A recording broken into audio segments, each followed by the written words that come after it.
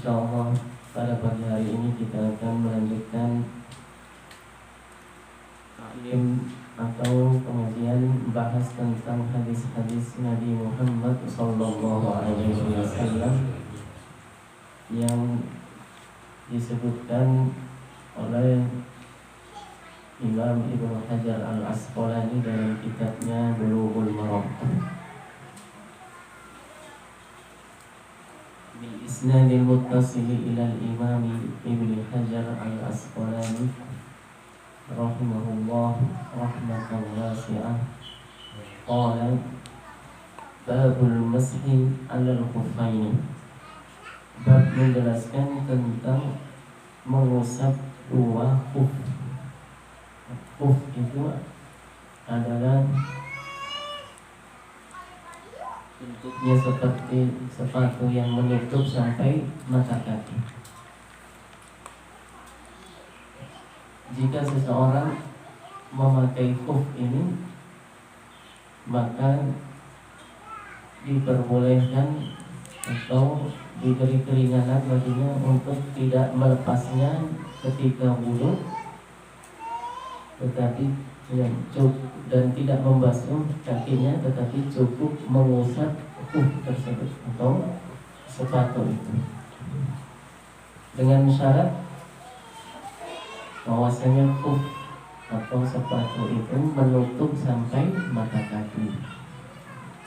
Kemudian bahan dari sepatu tersebut harus kuat, yang mungkin dipakai untuk berjalan dan tidak mudah sobek atau rusak. Syaratnya itu, dan bahan yang dipakai dari misalnya kulit yang suci, bukan yang najis. Tidak boleh dari kulit anjing atau tidak boleh dari kulit babi. Dan ini adalah di antara syarat-syaratnya nanti akan disebutkan dalam hadis-hadis Rasulullah SAW. Ini adalah salah satu di antara syariat dan ajaran Nabi, bahwasanya Rasulullah SAW mengajarkan kepada kita, jika kita memakai khuf, maka boleh bagi kita hanya mengusap khuf tersebut saat wudu dan tanpa melepasnya kemudian memasuk kaki, dengan syarat-syarat tadi yang disebutkan, dan tata caranya nanti akan kita bahas dalam hadis ini, dalam hadis-hadis yang akan disebutkan dalam bab ini. Anil Mughirah bin Syu'bah radhiyallahu anhu qala kuntu ma'an Nabi sallallahu alaihi wasallam. Dari Mughirah bin Syu'bah radhiyallahu anhu berkata, kuntu ma'an Nabi sallallahu alaihi wasallam, suatu saat aku bersama dengan Nabi sallallahu alaihi wasallam. Fatawadda'a. Kemudian Rasulullah sallallahu alaihi wasallam berwudu.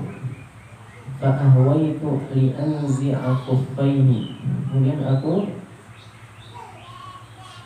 hendak melepas kedua khuf beliau, membantu beliau untuk melepas kedua khuf atau kedua sepatu yang dipakai oleh Rasulullah sallallahu alaihi wasallam. Bentuknya tidak seperti sepatu-sepatu yang sekarang, tapi lebih mirip seperti kaos kaki yang tebal itu, yang menutup sampai mata kaki, yang terbuat dari kulit yang kuat, bukan kulit sekedar kulit yang tipis, dan jahitannya juga kuat. Tidak seperti yang sepatu-sepatu model sekarang. Ya, kalau sekarang kebanyakan sepatu yang kita pakai itu di bawah mata kaki, kecuali kalau sepatunya seperti sepatu boot atau sepatu yang pakai tentara itu apa namanya? Sepatu untuk orang-orang yang bekerja proyek-proyek safety apa namanya? Safety. Ya, itu kan menutup sampai di atas mata kaki. Dan seperti itu yang dibolehkan untuk mengusap saat wudhu, nggak perlu dilepas tapi cukup diusap. Ya, nanti caranya mengusapnya seperti apa akan disebutkan. Faqala da'huma. Ketika Mughirah ini ingin membantu Rasulullah, menawarkan, ya Rasulullah, saya ya bantu engkau melepas sepatu atau melepas khufmu. Rasulullah Sallallahu Alaihi Wasallam berkata kepada Mughirah ini, biarkan, nah, saya pakai sepatu ini, jangan dilepas sepatu ini. Fa inni adkhaltuhuma tahirataini. Aku memakai kedua sepatu ini pada saat aku suci dari hadas. Nah, ini juga syaratnya. Memakainya yaitu ketika dipakai harus dalam keadaan suci dari hadas kecil. Seperti orang memakai plaster atau perban, kalau dia memakainya dalam keadaan suci, maka ya nanti saat wudu diusap bagian atas dari, begitu juga ini syaratnya. Tapi jika memakainya dalam keadaan tidak suci dari hadas, artinya tidak punya wudu, tidak boleh, tidak dapat keringanan mengusap ini. Famasaha alaihima, kemudian Rasulullah Sallallahu Alaihi Wasallam kata Mughirah mengusap kedua kufnya. Jadi berwudunya membasuh muka, ya, kemudian membasuh tangan, mengusap kepala dan mengusap, tidak membasuh kaki, karena dalam keadaan sedang memakai kuf atau ya bahasa gampangnya dari sepatu. Walil arba'ati, dan riwayat 4 Imam illa Nasa'i, kecuali Imam Nasa'i, anna Nabiyya sallallahu alaihi wasallam masaha 'alal kufi, bahwasanya Nabi sallallahu alaihi wasallam mengusap atas, bagian atas, ya kalau sepatu begini, ini kaki, ya, bagian atasnya diusap. Wa asfalahu, dan bagian bawahnya. Mafi isnadihi dha'fun, tapi dalam sanad hadis ini ada ya sanad yang lemah atau dhaif. Ya, caranya mengusap itu ya diusap untuk tangan kanannya, kalau diusap kedua bagian yaitu atas dan bawahnya, maka diusap untuk tangan kanan mengusap dari ujung jari ke atas, tangan kiri mengusap dari tumit ke ujung jari. Ya, mengusap. Ya, dan tangannya direnggangkan, jangan dirapatkan begini, direnggangkan.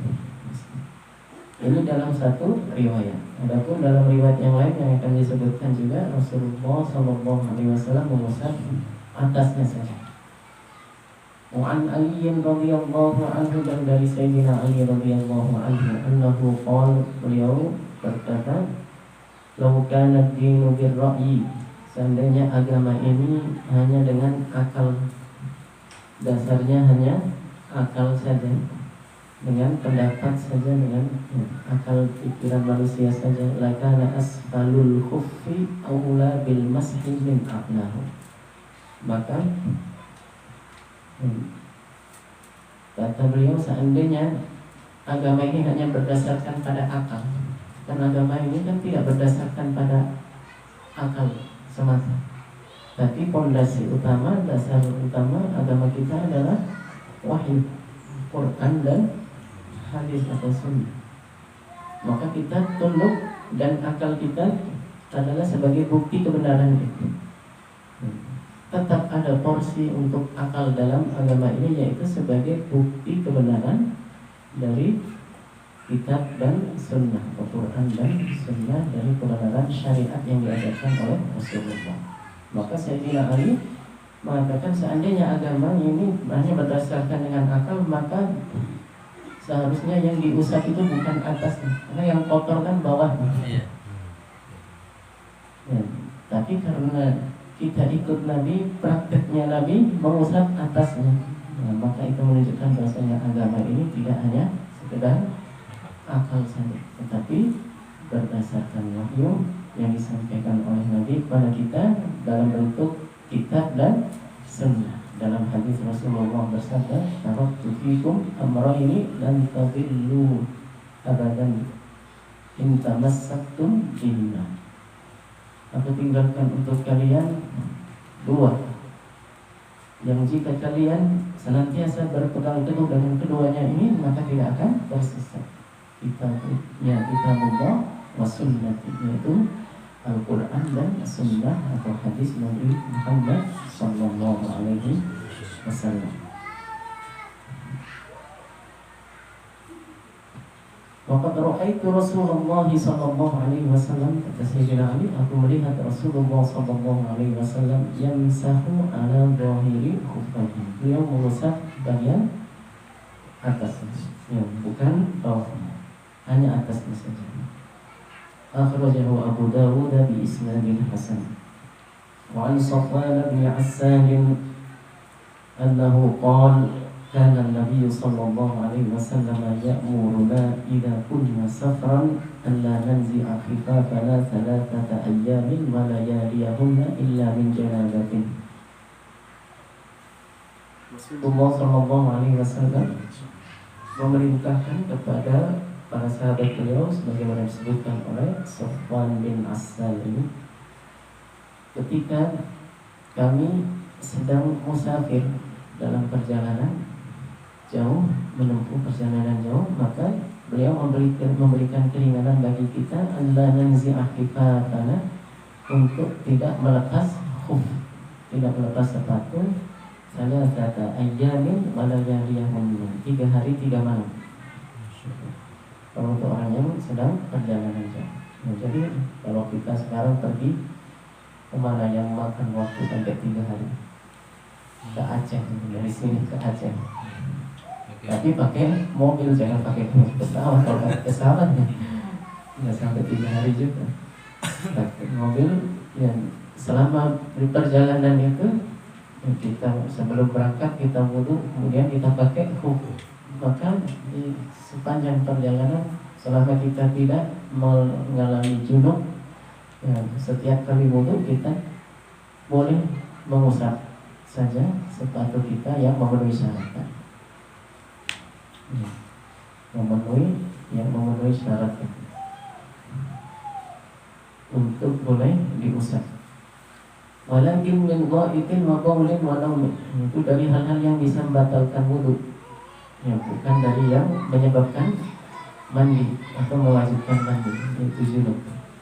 Jika batal wudunya karena ghaid, buang air besar, buang hajat, baul, atau karena kencing, buang air kecil, wanaumin, atau karena tidur, di tengah perjalanan istirahat tidur, nanti bangun sholat subuh, wudu dengan basuh muka, basuh tangan, mengusap rambut atau mengusap kepala, kemudian mengusap khufnya tadi sepatunya. Seperti itu selama 3 hari dibolehkan bagi orang yang sedang musafir.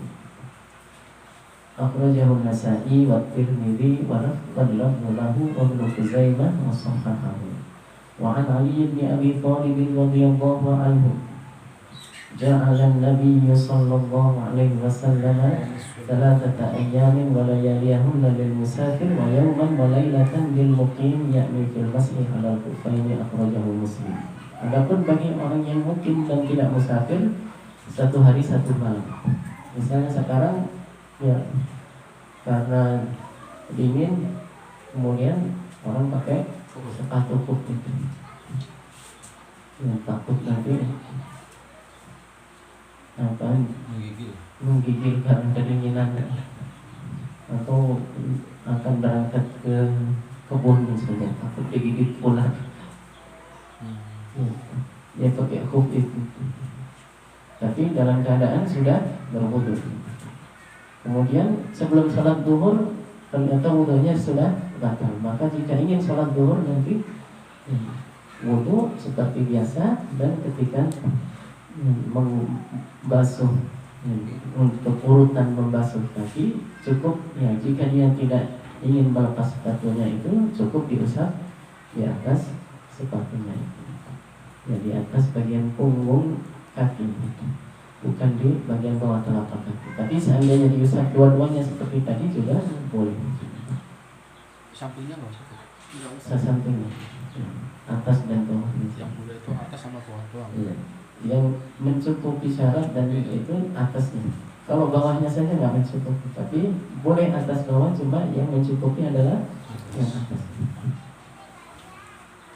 Kemudian ya, jika dia, tapi kalau orangnya udah pengennya yang ini aja lepas saja, maka dibasuh kakinya seperti biasa.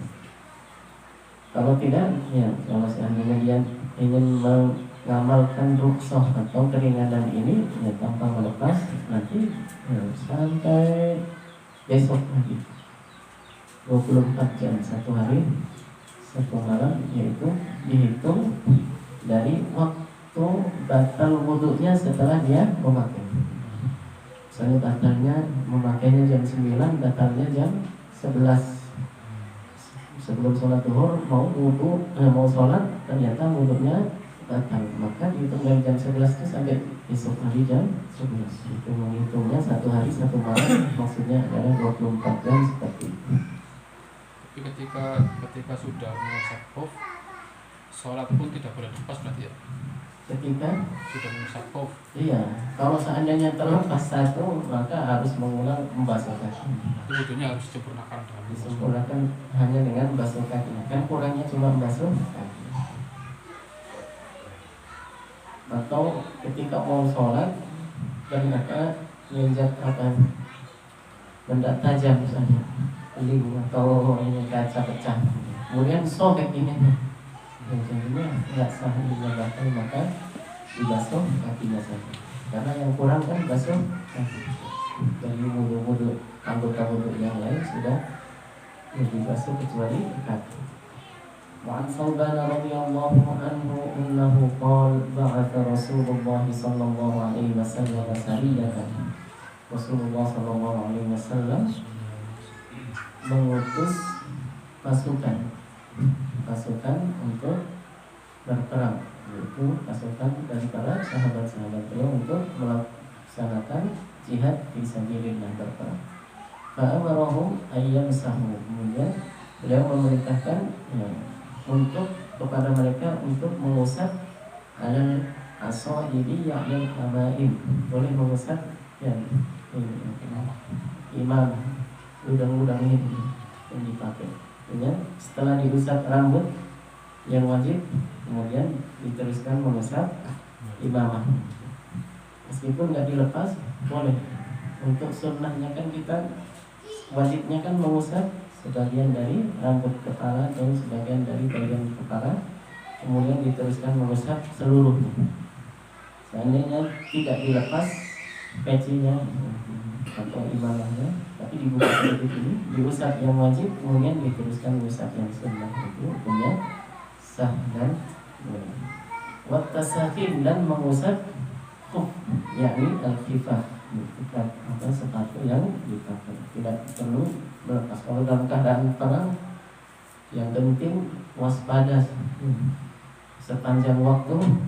Ya, kemudian kalau seandainya dilepas kemudian dipakai lagi, ya, apalagi sepatu tentara yang kalinya banyak.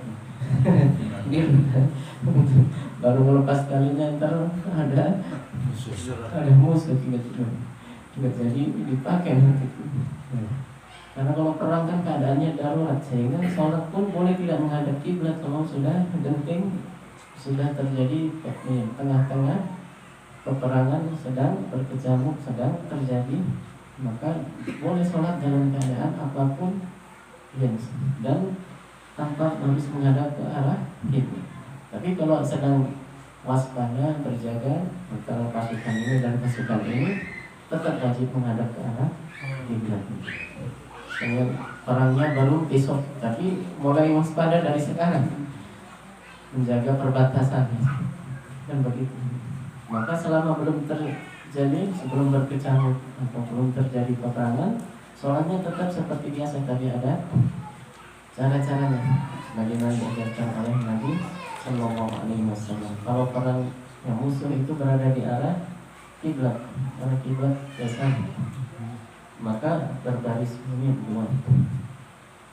Sholatnya yang barisan pertama dulu, yang ikut rukuk dan sujud. Yang barisan belakangnya berdiri saja supaya musuh tidak melihat mereka sedang sholat semua. Tapi terlihat semuanya masih ada yang berjalan. Jadi nggak mendadak tiba-tiba musuhnya memanfaatkan kesempatan langsung diserang secara tiba-tiba. Kalau musuhnya berada di arah selain kiblat, misalnya di sana di utara, maka sholatnya dibagi dua kelompok. Kelompok pertama sholat duluan, kelompok yang kedua jaga ke arah musuh supaya masih terlihat mereka waspada dan terjaga-jaga. Ya begitu caranya sebagaimana yang diajarkan oleh Rasulullah Sallallahu Alaihi Wasallam. Wa an Umar radhiyallahu ta'ala anhu rawahu Ahmad wa Abu Dawud wa sahahahu al-Hakim. Wa an Umar radhiyallahu ta'ala anhu marfu' mauqufan dari Sayyidina Umar radhiyallahu anhu, hadis mauquf. Wa an Anas marfu'an, tapi diriwayatkan dari sahabat Anas marfu'an, artinya dari Nabi. Kalau mauqufan berarti bukan dari Nabi tapi dari Sayyidina Umar. Hadis ini itu bersumber dari Sayyidina Umar, tapi diriwayatkan oleh sahabat yang lain yaitu sahabat Anas, diriwayatkan marfu'an dari Nabi. Maksudnya ini yang bersabda Nabi, bukan Umar. Idza tawadda'a ahadukum, jika berwudu salah seorang di antara kalian, pada bisa khuffaihi, kemudian dia memakai kedua khufnya, kedua sepatunya, falyamsah alaihima, maka hendaknya dia mengusap, artinya boleh baginya untuk mengusap sebagai keringanan baginya, wal yusalli fihima, dan boleh sholat dalam keadaan memakai khuf itu, ya, sepatu. Banyak orang yang menganggap ini suatu hal yang menurut mereka kurang pas, padahal boleh orang sholat meskipun dalam keadaan tidak melepas sepatu atau khuf. Ya, tapi kalau mau masuk masjid jangan dipakai sepatu yang ada. Maksudnya dalam keadaan tertentu, misalnya kita sudah kepepet, sudah mau maghrib, sementara macet di pinggir, kalau tinggal minggir aja nanti dan di apa bahasanya, bahu jalan misalnya, parkir kemudian belakang mobil kita sholatnya bisa.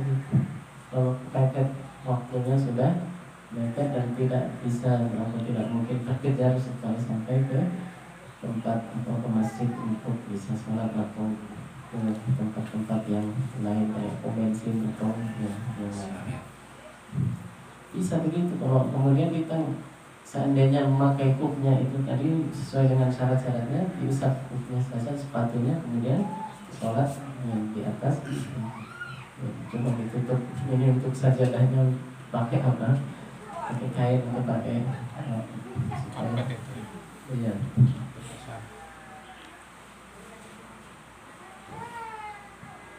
Wala yakhla'huma, dan tidak melepas keduanya insya, jika dia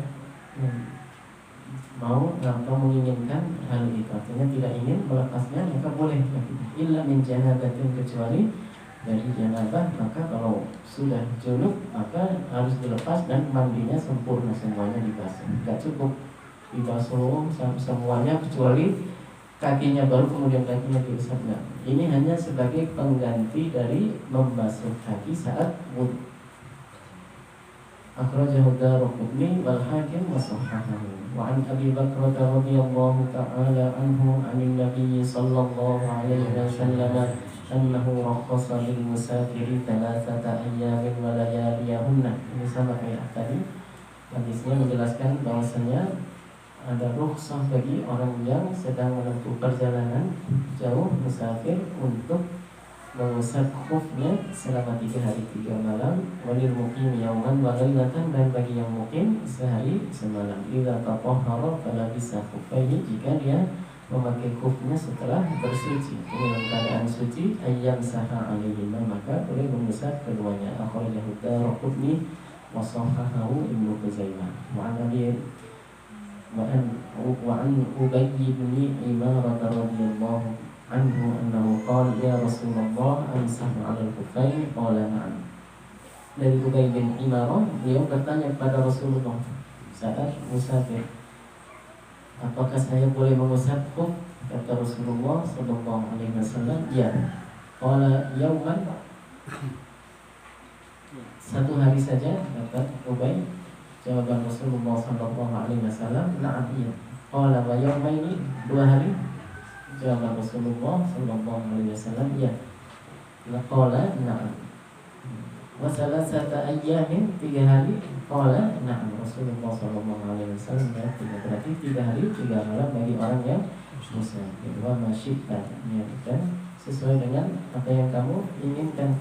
Kalau kamu sedang musafir antara 3 hari 3 malam. Akhrajahu Abu Dawud wa qala laisa bil qawi. Tapi Abu Dawud mengatakan hadis ini bukan hadis yang qawi atau yang sahih.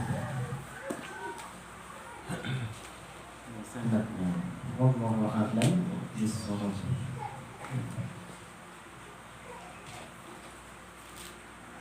Ini adalah salah satu di antara ajaran Nabi Muhammad SAW. Jika kita mempelajari hadis-hadis Nabi, insya Allah akan menumbuhkan rasa cinta kita kepada baginda Rasulullah SAW, mengingat dan senantiasa menyebut